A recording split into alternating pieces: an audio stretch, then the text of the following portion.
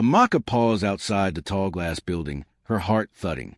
This was her father's company, the empire she had grown up hearing about, but had never truly been a part of. Now, after completing her master's degree abroad, she had finally come home. Everyone expected her to walk straight into a corner office, but her father had other plans. Instead of starting at the top, she was beginning at the very bottom, as a cleaner. It was his idea. He wanted her to see the truth of the company, not through polished reports and endless meetings, but from the ground up, among the staff, unnoticed. Most importantly, he wanted her to discover how people treated someone they believed had no power. Amaka didn't resist. In fact, she was curious. Were people genuinely respectful, or did their attitudes shift depending on a person's status? Today, she would begin to find out. Dressed in simple clothes, Amaka pushed open the door. Inside, the warm smile of Mrs. Mildred, a senior staff member, greeted her. "You must be Amaka," Mrs. Mildred said kindly. "Mr. Adams told me about you." "Welcome." "Thank you, Ma," Amaka replied softly. Mrs. Mildred led her into the main office, where the employees were already at their desks. "Everyone, this is Amaka, our new office cleaner. She'll be helping us keep the place tidy." Some workers barely looked up. Others gave half-hearted nods. But one man leaned back in his chair with a smirk. "Gabriel. Office cleaner, huh?" he muttered under his breath. Amaka pretended not to notice, though his mocking tone lodged itself in her mind. This was exactly why she was here. The next morning, she stood before the mirror in her blue and white uniform. It felt strange. She had grown up in luxury, always draped in fine clothes. But this simple uniform was more than fabric. It was her disguise, her gateway into the real world. Her mother's words echoed in her heart. Respect is earned by how you treat people, not by how much money you have. With that reminder, she tied her hair back, grabbed her cleaning supplies, and stepped into the office. Immediately, she felt the shift. Some employees ignored her. Others threw curious glances. And then there was Gabriel. He leaned back in his chair, his voice loud enough for everyone to hear. "Ah, the new cleaner. Perfect timing. I just spilled coffee on my desk. Clean it up." Amaka's eyes flicked to his desk. The spill was no accident. The cup lay deliberately overturned, brown liquid dripping onto the floor. Gabriel folded his arms, watching her as if she were entertainment. Anger bubbled inside her chest, but she swallowed it down. Taking a deep breath, she picked up her cloth and began to clean. "You're slow," Gabriel chuckled. "If you want to last here, you'd better learn to move faster." She said nothing. She just kept wiping, her calm face hiding the sting of humiliation. "That's better," Gabriel said smugly. Then he crumpled a piece of paper and tossed it on the floor. "Oops, missed the trash can." Amaka clenched her fists but bent down and picked it up. From the corner of her eye, she noticed someone watching, Melvin, a quiet employee. Their eyes met for the briefest moment, and in his gaze, she saw something rare in this place. Empathy. Days passed. Amaka settled into her role, though Gabriel seemed determined to make her life unbearable. He dropped trash where she had just cleaned. He made her redo tasks without reason. His arrogance filled the office like smoke. Then one morning, he took things too far. Amaka was wiping the break room table when Gabriel swaggered in with a plastic bag. He dropped it beside her with a thud. "Take these to the laundry," he ordered. "Make sure my white shirts come back spotless. I like them crisp." Amaka frowned. "I'm here to clean the office, not do personal errands." Gabriel raised an eyebrow, his smirk widening. "You're here to do whatever I tell you to do. Now get moving." Before Amaka could reply, Melvin's voice cut through the room. "That's not fair, Gabriel. She's the office cleaner, not your maid." Gabriel turned slowly, his smirk turning sharper. "Mind your business, Melvin." Melvin didn't flinch. "This isn't right, and you know it." Gabriel ignored him, folding his arms. "Well, are you going to take the clothes?" he asked Amaka coldly. "Or do I need to remind you who's in charge?" The room went silent. All eyes were on her. Amaka's heart pounded, but she lifted her chin and said firmly, "That is not part of my job, sir." For a moment, silence. Then Gabriel burst into laughter, loud and mocking. "Oh, we have a little rebel here." Before she could react, he picked up a cup of water and poured it over her head. Gasps filled the room as the cold water soaked her hair and uniform. Some employees looked away in shame. Others gave nervous chuckles. Amaka stood frozen, water dripping from her chin, humiliation burning her skin, but she refused to break. She would not give him the satisfaction. "Next time," Gabriel sneered, "make sure the water you serve me is cold. I don't drink warm water." That was too much. Melvin slammed his hand on the table. "Enough, Gabriel." Gabriel just shrugged, unfazed. "Relax, Melvin. She's just a cleaner. Handling messes is her job." Amaka clenched her fists so tight her nails dug into her palms. Her wet clothes clung to her skin, but she refused to cry, refused to bow. Instead, she calmly grabbed a cloth and began wiping the table as though nothing had happened.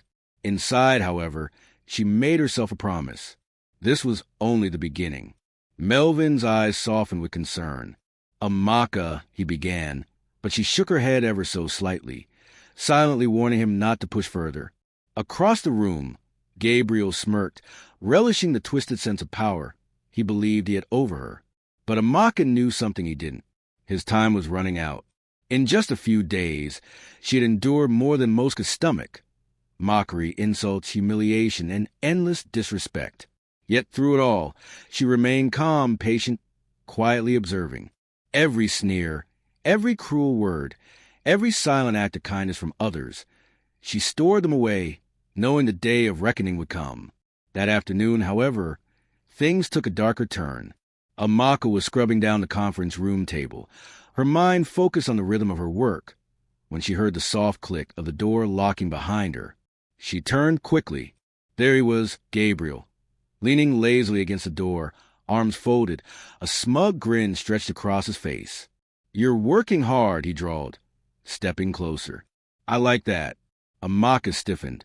His tone was different this time, laced with something heavier, something dangerous. "I have work to do, Gabriel. If you'll excuse me." She tried to walk past him, but his hand shot out, fingers curling around her arm, lingering far too long.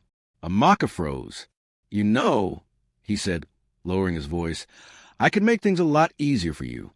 Her stomach twisted. "What do you mean?" she asked, her tone tight. Gabriel leaned closer, his grin widening. "You're new here, but I have influence. I can make sure you're treated better. Maybe even something bigger than this pathetic cleaning job. All you have to do," he leaned in, his voice dripping with suggestion, "is make me happy." Amaka yanked her arm free, disgust rippling through her. "No," she said firmly. His smirk faltered for just a moment, then returned, sharper than before. "Think about it, sweetheart," Gabriel sneered. "You work yourself to the bone, and no one respects you. I could protect you." Amaka's fists clenched at her sides. "I don't need your protection." That wiped the smile clean off his face. His eyes hardened. "Careful how you talk to me. I've built a reputation here. No one would believe the word of a lowly cleaner against mine." Amaka's pulse thundered in her ears, but she didn't flinch.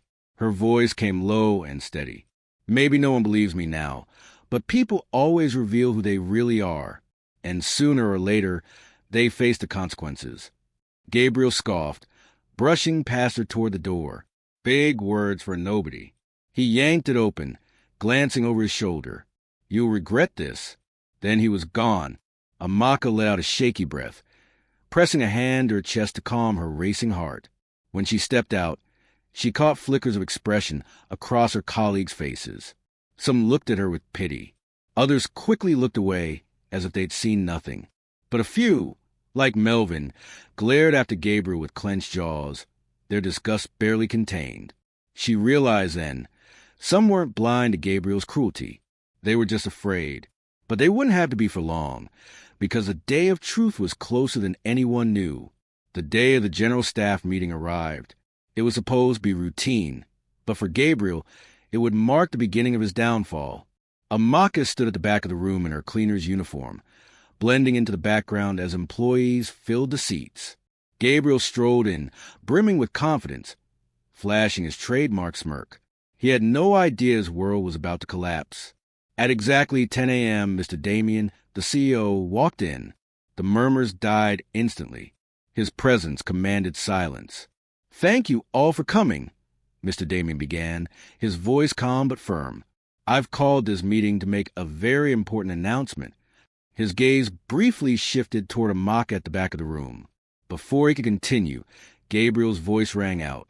"Excuse me, sir," he said loudly, gesturing toward Amaka. "Why is she here?" "This meeting is for important people. We don't need the cleaning staff sitting in." A ripple of discomfort moved through the room. Melvin's jaw tightened as if he were about to speak, but Mr. Damien raised a hand. Silence fell. "Mr. Gabriel," he said slowly, his tone sharpening, "I personally invited Miss Amaka to this meeting." Gabriel's smirk faltered. "But, sir, she's just—" "Enough!" Mr. Damien cut him off, his voice slicing through the room. "You've said quite enough." For the first time, Amaka saw a flicker of uncertainty cross Gabriel's face. His fingers twitched, his confidence cracking. Mr. Damien straightened. "As many of you know, I will be retiring in a few months. For a long time, I've been preparing for this transition and carefully choosing my successor."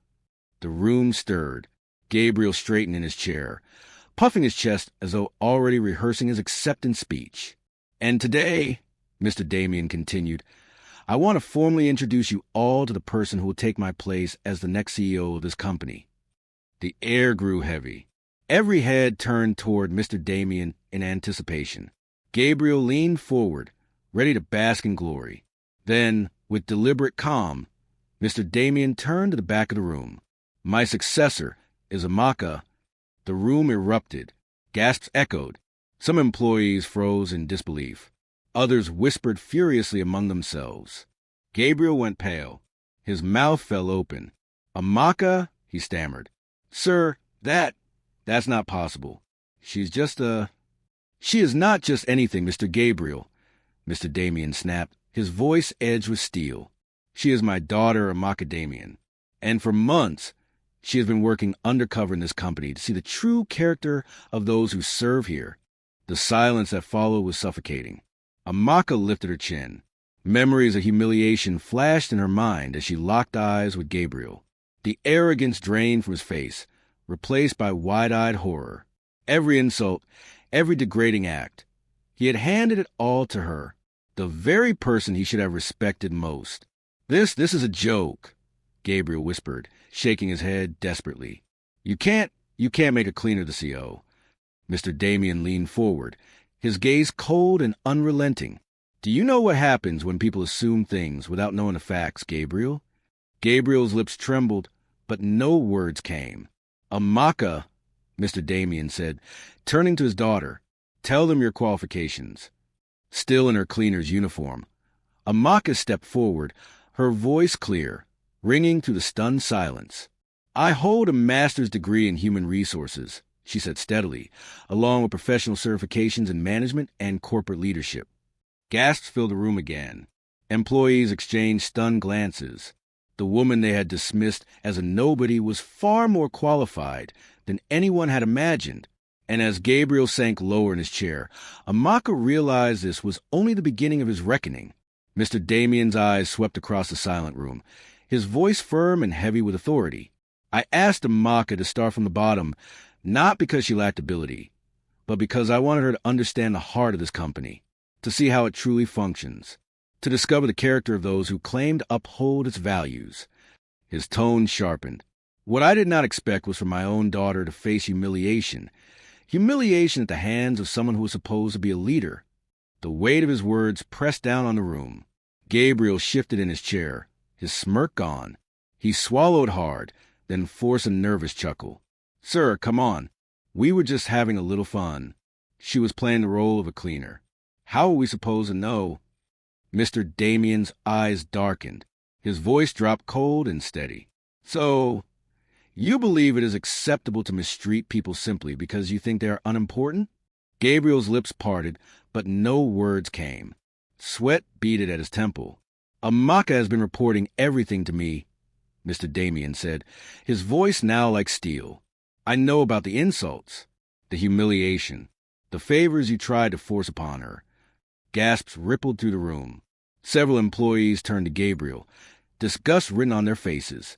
You thought you were untouchable, Mr. Damien went on. You believed your reputation would protect you, but your actions have spoken louder than your words. Gabriel gripped the edge of the table, his confidence unraveling. The swagger he had carried so easily was crumbling. Amaka watched him carefully. This was the moment. The exact second he realized he had played the wrong game. Mr. Damien leaned back in his chair, his voice heavy with finality. This company does not tolerate abuse of power, Gabriel, and there will be consequences. The silence was suffocating. Every eye in the room was fixed on Gabriel. His face had gone pale, his arrogance evaporating, replaced with something unfamiliar, panic. Mr. Damien's gaze was cold with disappointment. Effective immediately, you are fired from this company. The words landed like thunder. Gabriel's eyes widened in horror. He staggered back from the table. Sir, please, you can't do this.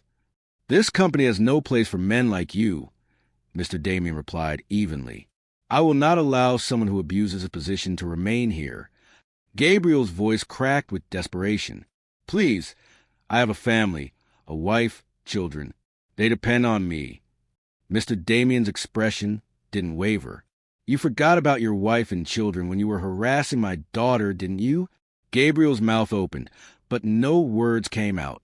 You treated someone you thought was beneath you like trash, Mr. Damien continued, his voice calm but firm. And now you beg for mercy when the consequences arrive. Gabriel dropped to his knees, his hands trembling. Please, sir, I made a mistake. I can change. Just give me another chance. But Mr. Damien had heard enough. He pulled out his phone and spoke into it, his tone clipped. Inspector? Yes, we're ready.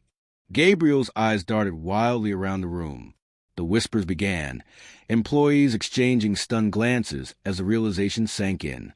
No, no, no, Gabriel muttered, shaking his head violently. Sir, please don't do this to me. The office doors burst open.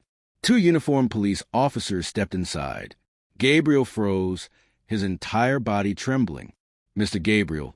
One officer said firmly. Gabriel turned to Mr. Damien, his eyes wet with tears. Please, sir, I swear I didn't mean any harm. It was a misunderstanding. Amaka felt no pity. She remembered the mocking laughter, the cruel smirks, the way his hand had lingered on her arm when she told him no. This wasn't a misunderstanding. This was justice. Mr. Damien gave the order with a sharp nod. Take him. One officer seized Gabriel's arm while the other snapped a pair of handcuffs around his wrists. No, please don't. Gabriel screamed, struggling against them, but it was useless. The entire office sat frozen, watching as a man who once strutted around like a king was dragged out like a criminal. His eyes darted desperately toward Amaka. You did this to me, he shouted, his voice cracking with rage and despair. You ruined me. Amaka met his wild gaze calmly, her voice steady. No, Gabriel, you ruined yourself. The officers pulled him through the doors. His cries echoed down the hallway, fading until there was nothing but silence. The atmosphere in the office shifted instantly. The heavy tension that had haunted the workplace for weeks lifted, replaced by a strange mix of relief, guilt, and reflection. Some employees, who had once laughed at Gabriel's cruel jokes, now avoided Amaka's gaze in shame. Others, like Melvin, stood taller, proud they had chosen what was right. Mr. Damien allowed the silence to linger before clearing his throat. His voice carried weight, but also warmth. Today, you have all witnessed an important lesson. Every pair of eyes turned toward him. This company does not belong to me alone. It belongs to all of you, the people who work hard every single day to make it thrive. But true success is not measured in profits or numbers. It is measured by character, by how we treat one another, not just our superiors, but also those we think have nothing to offer us. His gaze swept across the room, pausing on Melvin and a few others. There are those among you who chose kindness and integrity, even when it was difficult. For that, you will be rewarded. Murmurs spread through the office. Mr. Damien nodded to Mrs. Mildred, who stepped forward with a folder. Effective immediately, those who demonstrated honesty and courage will be given promotions and incentives. People like Melvin, Mrs. Mildred, and others who refused to bow to cruelty will take on higher responsibilities. Gasps echoed. Melvin's eyes widened. Sir, really? Mr. Damien gave him a small smile. You chose to do what was right, even when it wasn't easy. That is the kind of leadership this company needs. Melvin swallowed hard, his voice trembling. Thank you, sir. I won't let you down. I know you won't, Mr. Damien said warmly. Then his expression softened as he turned to Amaka. He stepped closer and pulled her into a tight embrace. I am proud of you, he said quietly. You showed strength, patience, and wisdom. You endured what no one should ever have had to, yet you never lost your dignity. Amaka closed her eyes, breathing in her father's embrace. This wasn't just business. This was trust. She had proven herself. Not because she was the CEO's daughter, but because she had stood tall in the face of humiliation. When they pulled apart, Mr. Damien turned to the employees. Amaka will take over as CEO, and I expect each of you to treat her with the respect you would give any leader. She has worked hard, she has learned, and she is more than capable. Amaka stepped forward, her voice steady and commanding. As CEO, she declared, this company will stand on fairness, respect, and integrity. No one will be judged by their title, but by their actions. If you work hard, you will be rewarded. But if you abuse your power, you will face the consequences. Simple. A few employees nodded immediately. Others still looked uneasy, their minds processing the events that had just unfolded. But Amaka didn't mind. Change had already begun, and she was ready to lead it. Moral lesson. This story reminds us that true character is revealed not in how we treat those above us, but in how we treat those we believe have nothing to offer us. Titles, money, or influence do not define a person. Integrity does. Respect is earned through kindness, humility, and fairness, while arrogance and abuse of power always lead to downfall. Reflection questions. If you were in Amaka's shoes, would you have been able to stay calm and patient despite Gabriel's humiliation? What do you think was Gabriel's biggest mistake? His arrogance, his abuse of power, or underestimating Amaka? Do you believe undercover tests like this are the best way to truly see someone's character? Also, I'd love to know, where are you watching or commenting from right now? Drop your location in the comments. Don't forget to like this video, share your thoughts, and of course, subscribe for more powerful stories like this.